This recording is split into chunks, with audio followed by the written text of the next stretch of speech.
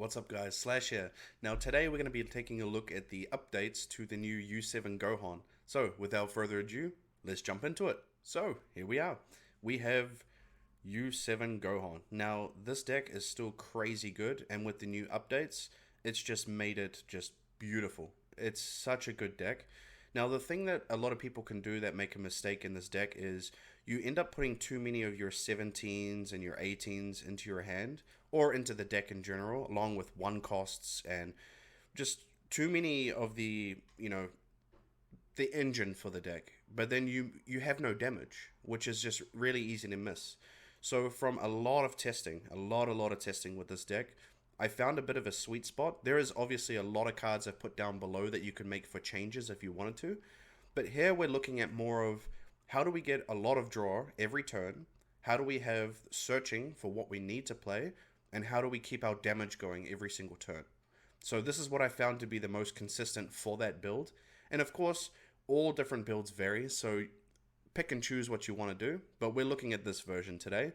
And from your unawakened side, how you awaken in general, you need to get a unison of a 2 cost on your field. So to do that, you either get it in your hand when you need to from your mulligan, or you have now the new Android 17, where you have this bottom effect here. If you have a red skillless battle card in your Z energy, play this card from your hand, place up to 1 red skillless battle card from your deck in your drop, shuffle your deck. So that is very handy because now we can awaken pretty much consistently turn 2. It was already pretty good before, but now we don't have to run as many unisons. So we don't have to run like 6 to 7 unisons. So it's not 2 different kind of unisons in the deck. Now, of course, on the awakened side, and what this deck is doing in general, is when you use a Universe 7 card in a combo, you draw 1 card. So, of course, on your turn 1, you play your Gohan, and of course, if you boost with a skillless battle card, you get to draw 1 from your effect here once per turn. Then if you pair that with your skillless battle card you're boosting with, then you pair that with this card as well, you get to draw an additional card. So you're drawing 3 cards per turn from this effect. And then of course you can also do this during your opponent's turn as well. So trying to keep these on the field is pretty handy, but expect it to be removed pretty quickly too. Now, to play this card, you just need to have 2 or more red battle cards in your combo area. So it's a good card, but it's a little bit outdated these days. It's Deflect, which is handy.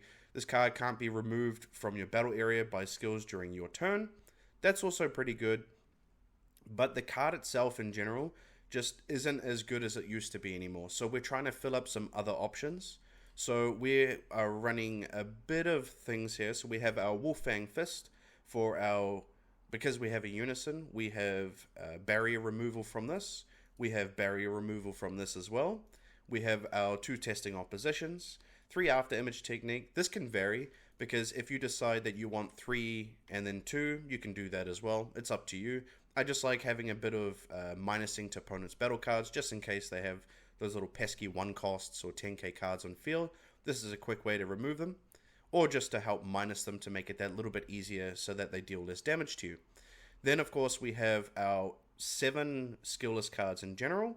We have our Frieza, which is actually a really good unison for the deck. Place up to 1 red skillless battle card from your drop at the bottom of your deck so you can help recycle them. You also have your once per turn here. If it's your turn, when you remove a marker from this card using Spirit Boost, choose one of your opponent's battle cards or unisons and minus 10 for the turn. So how do we do that? Well, it's very easy. It's from here. Once per turn, Spirit Boost 1. When you use a red skillless battle card with an energy cost of 2 in a combo, it gets plus 6k power for the battle. So because you have used your Spirit Boost, then you get to pop off that effect, which is really handy. So you can just minus your opponent's cards. Now the coolest effect to this card I find in general is this auto at the bottom.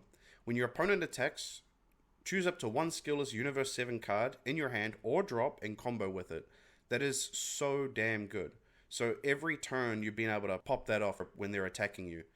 It's so handy because that's going to help you draw more and more cards as well. Now for the rest of the deck, we also have our Android 18. Of course you can combo with this. You get to pop off the effect where you get to use a red skillless battle card from your drop in a combo. So this will become technically a 6k combo piece. And then you can pay 1 red energy and then you could play this if you wanted to. It's okay. It's not that great, but if you have no other plays, you could still play this and then, you know, boost with cards from your drop from your other effect, which would make this a 15k little beat stick. And then we have the boss monster for the deck. Now, this card is pretty damn nutty. Double strike, dual attack, 30k, only costs 2 energy. If you have 4 more energy and you have a red skill as battle card in your combo area, play this card from your hand. So it's an activate battle, which is handy because that means you can also play it on your opponent's turn, and you could use it as a floodgate to your opponent as well. Because you and your opponent can't play battle cards with 25k power or more from their owner's hands. So you've just shut them off with this. It is such a good effect. When you play this card, choose one of your opponent's battle cards, and it gets minus 30k power for the turn. Then place this card in its owner's drop at the end of your opponent's turn. So there's so many ways you can play around with this card. It is such a good card. We also have our surprise attack SSB Vegeta, so we get ourselves a nice little 15k crit for free. We have 2 surging attacks. I mean, it comes standard these days. It's just a generically good red card now. We also have our defeating demons. We should know that by now, since it's really easy to charge Z energy with this deck. It's just a great option for the deck in general.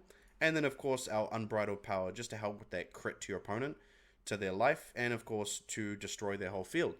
Now, for the Z deck, we have some options down here. We have our rush attack, standard, we know it by now.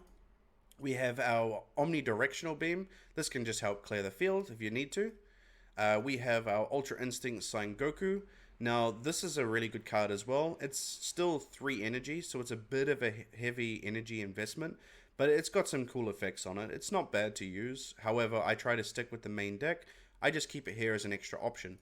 It's the same with this card as well. You could play this. It can't be KO'd for battle for the turn, so if you just need some sort of defense, you can use this. And of course, if it's your opponent's turn, switch this card to active mode. So it's an option. It's an option. And then, of course, finally, our SS4 Son Goku, Defender of Life.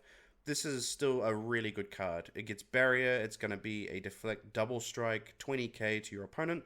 And if your opponent has 4 or more life, you deal 1 damage to them. So that's still very good. Now, for the side deck, I've put down a bunch of different things you could play around with. I've tried a few out, but I feel like this is more of a sweet spot for having how many cards you have in your deck, which is 53. And then based on what you're able to pump out for damage. But if you don't have the options for like surging attack for the cost that it is, you can always run cards like Android 18. When this card is played, choose one of your opponent's battle cards, 5 or less, KO it. So, and then on play, because it's activate battle, you get to draw 1 card and play this from your hand.